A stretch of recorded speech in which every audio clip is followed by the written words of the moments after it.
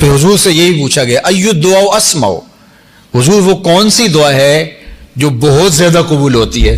तो आका करीम अलैहिस्सलाम ने इरशाद फरमाया कि फी जोफिल लैलिल आखिर, पिछली रात के दरमियाने हिस्से में, जो पिछली रात के दरमियाने हिस्से में दुआ की जाए वो रद्द नहीं होती। और दूसरा दुबुरुस सलावातिल मकतूबात, और जो फ़र्ज नमाजों के बाद दुआ की जाए वो कबूल होती है। तो ये दो दुआएं ख़ास तौर पे फ़राइज़ के फौरी बाद जो दुआ की जाती है और जो पिछली रात के दरमियानी हिस्से में जो दुआ की जाती है उस दुआ को रद्द नहीं किया जाता।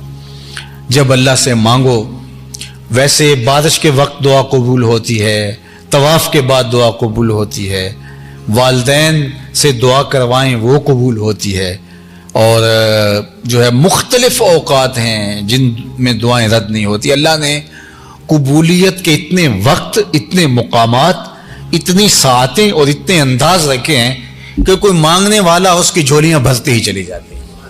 वो बंदों के उठे हुए हाथों को खाली नहीं मोड़ता।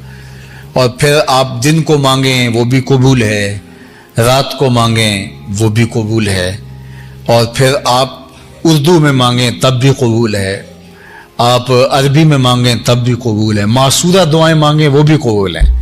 तो वो करीम है, आप जैसे भी इसको मांगें, अपने लहजे में मांगें, अरबी में मांगें, अजमी में मांगें, हिंदी में मांगें, सिंधी में मांगें, इकबाल की तर्ज में मांगें, सादी के अंदाज में मांगें, रूमी के लहजे में मांगें, आप नहीं मांगना आता, खाली हाथ फैला दे, वो बंद लबों की बोलियां भी सुनता है। उससे पुकारे तो सही, उसको अर्ज तो करें, अल्लाह अकबर, वो तो करीम है।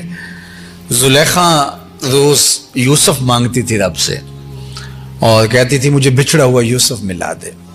अल्लाह अकबर, मुद्दतें हो गई और बुत सामने होता और बुत को पुकारती और कहती है मेरे सनम, है मेरे बुत, मुझे यूसुफ मिला दे। उम्र बीत गई और वो पत्थर का सनम, वो मिट्टी का मादू, वो लकड़ी का वसन, क्या उसकी फरियाद सुनता। तो खैर उसका एतकाद था तो वो उसके सामने हाथ फैलाए मांगती। तो एक दिन रात का पिछला पहर था और बुत को सामने रखे हुए, या सनम या सनमी या सनमी, ऐ मेरे बुत, ऐ मेरे बुत, मुझे यूसुफ मिला दे। तो रात का पिछला पहर हुआ, नींद का झटका आया, जुबान बल खा गई। या सनमी पुकारते पुकारते कहने लगी या समादी, या समादी, या समादी। अल्लाह अकबर, जुबान पे यही चढ़ गया, या समादी, या समादी, या समादी।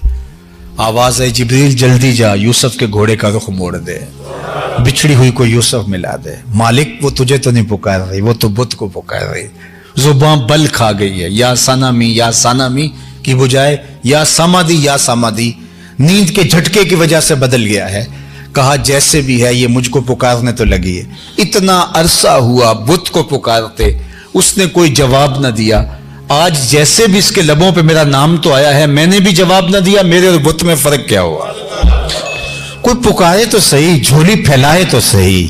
तो अपनी हाजतें उसकी दहलीज पे रखें, अपनी जरूरतें उसकी दहलीज पे रखें। हमारे कितने सवाल हैं, कितनी आरजुएं हैं, कितने दिल में पैदा होने वाली तमन्नाएं हैं। अगर दुनिया के सामने रखें, दुनिया मजाक उड़ाए हमारा, लेकिन मालिक के सामने सारी जरूरतें सजदे में रख करके अर्ज करते हैं, वो हमारा मजाक नहीं उड़ाता बल्कि हमारी जरूरतों की कफालत करता है। इन्नल हलाल बय्यिनुन व इन्नल हराम बय्यिनुन व बैनहुमा उमूर मुश्तबिहात मन वाक़ा फी शुबहात वाक़ा फिल हराम। फरमाया कि हलाल भी वाज़े है, हराम भी वाज़े है।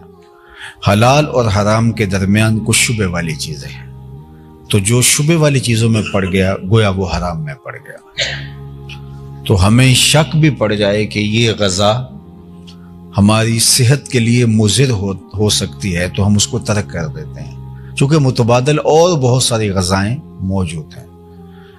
हमें पता चले कि इस होटल में जो खाना पकता है वो नाकिस है और सेहत के लिए नुकसानदेह हो सकता है, तो हम कहते हैं कतारें लगी हुई हैं और किसी होटल से खा लेंगे, उसको हम तर्क कर देते हैं। तो इसी तरह हलाल भी बिल्कुल वाज़े है और हराम भी बिल्कुल वाज़े है। दरमियान में शुबे वाली चीज़ें, तो जिसने शुबे को तर्क कर दिया और वो उसने अपना दीन बचा लिया। और जिसने शुबे को इख्तियार कर लिया तो गोया उसने अपने आप को हराम में मुब्तला कर लिया। तो इसलिए हमें बहुत मोहतात ज़िंदगी गुजारने की तलकीन की गई। जो वाज़े हराम है उसको तो हम तर्क करेंगे ही करेंगे, और जो मुश्तबे चीज़ें हैं जिनमें शुबा है तो उसको भी हमें तर्क करने का कहा गया है। और हम अमली ज़िंदगी में शरीयत के अलावा बहुत सारे उमूर में ऐसा करते हैं कि जिस चीज़ में शुबा पड़ जाए तो उस चीज़ को हम छोड़ देते हैं कि हम सेहत का नुकसान नहीं कर सकते तो हम दीन का नुकसान भी नहीं कर सकते। तो इसलिए बहुत सारी चीज़ें हैं कि उसमें हमारे लिए बहुत ऐसी चीज़ें होती हैं कि जो हमें शुबे में मुब्तला कर देती।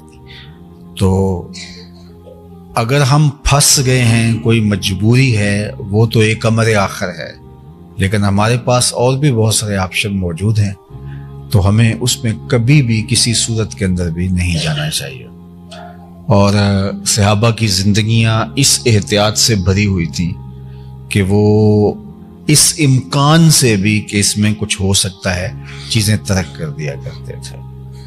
तो इसलिए हमें बड़ा वाज़े तौर पे और बहुत दो टोक इसके बारे में हुजूर के इस फरमान से रहनुमाई मिली है कि देखो ये भी वाज़े है कि ये हलाल है, ये भी वाज़े है कि ये हराम है, ये दरमियान में कुछ चीज़ें हैं।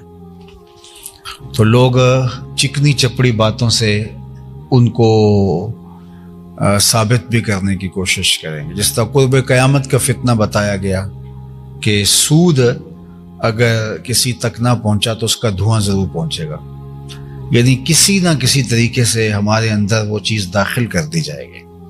और जाहिर है कि फतवे भी उस पर मौजूद होंगे और आरा भी मौजूद होंगी। तो इस हवाले से हमें मोहतात ज़िंदगी इख्तियार करने की तलकीन की गई है।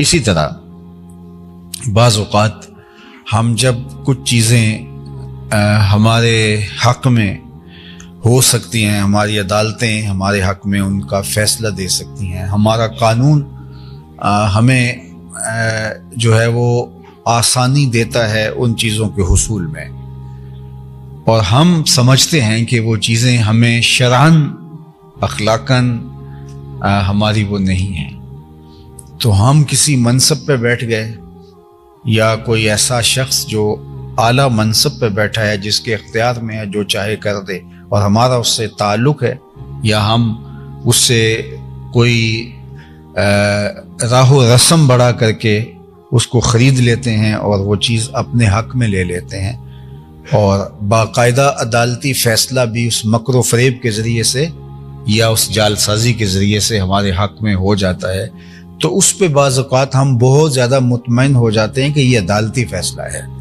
हालांकि हमें पता होता है कि ये जो फ़ैसला है ये गलत फहमी की बुनियाद पर या झूठ की बुनियाद पर या रिश्वत की बुनियाद पर या मकरो दजलो फ़रेब की बुनियाद पर जो है वो हमारे हक़ में हुआ है।